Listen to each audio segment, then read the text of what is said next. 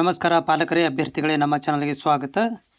ಕ್ರೈಸ್ 2025ನೇ ಸಾಲಿನ ಅಂದರೆ 25-26 ನಿಮಗೆ ಅಪ್ಲಿಕೇಶನ್ಗಳನ್ನು ಮತ್ತು 26ನೇ ಸಾಲಿಗೆ ಅಡ್ಮಿಷನ್ ಪ್ರಕ್ರಿಯೆಗಳನ್ನು ಆರಂಭ ಮಾಡಬೇಕಾಗಿದೆ.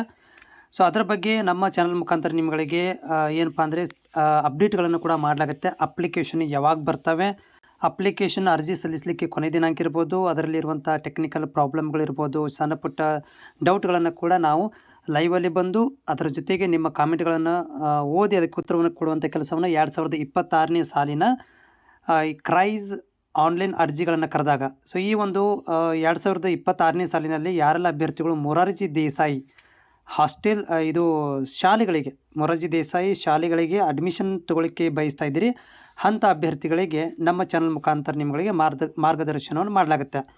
ಮತ್ತು ಇನ್ನೊಂದು ಏನಂತಂದರೆ, ಈಗಾಗಲೇ ಅರ್ಜಿಗಳ ಬಗ್ಗೆ ಕೂಡ ನೀವು ನನಗೆ ಒಂದಿಷ್ಟು ಕಾಮೆಂಟ್ಗಳು ಬಂದಿರುವಂಥದ್ದು ನೋಡಿ. ಅರ್ಜಿಗಳನ್ನು ಇನ್ನೂ ಸ್ವಲ್ಪ ತಡ ಆಗುತ್ತೆ. 2023ರಲ್ಲಿ ಡಿಸೆಂಬರ್ ಮಂತಲ್ಲಿ ಅರ್ಜಿಗಳನ್ನು ಬಿಟ್ಟಿದ್ದರು. ಆಮೇಲೆ ಫೆಬ್ರವರಿ ಮಂತಲ್ಲಿ ಎಕ್ಸಾಮ್ ಆಗಿತ್ತು.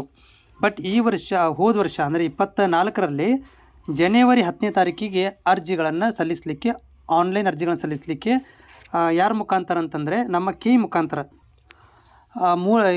ಕರ್ನಾಟಕ ಪರೀಕ್ಷಾ ಪ್ರಾಧಿಕಾರ ಮುಖಾಂತರ ಅರ್ಜಿಗಳನ್ನು ಪ್ರತಿ ವರ್ಷ ಕರೆಯುವಂಥದ್ದು.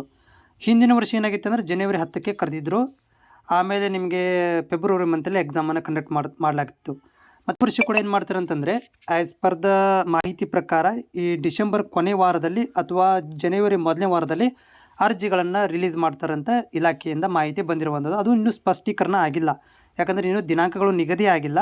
ಬಟ್ ಈ ತಿಂಗಳ ಕೊನೆಯ ವಾರ ಆಗ್ಬೋದು, ಇಲ್ಲಾಂದರೆ ಮುಂದಿನ ವರ್ಷ ಜನವರಿ ಮೊದಲನೇ ವಾರದಲ್ಲಿ ನಿಮಗೆ ಅರ್ಜಿ ಅಂದರೆ ಪತ್ರಿಕಾ ಪ್ರಕಟಣೆಯನ್ನು ಬಿಡುಗಡೆ ಮಾಡ್ತೀವಿ ಅಂತ ಹೇಳಿದ್ದಾರೆ.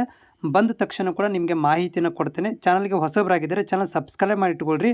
ನಿಮಗೆ ಮುಂದೆ ಬರುವಂತಹ ಮೊರಾರ್ಜಿ ದೇಸಾಯಿ ಮತ್ತು ವಿವಿಧ ವಸತಿ ಶಾಲೆಗಳ ಅಡ್ಮಿಷನ್ ಪ್ರಕ್ರಿಯೆಗಳಿಗೆ ನಮ್ಮ ಚಾನಲ್ ಹೆಲ್ಪ್ಫುಲ್ ಆಗುತ್ತೆ.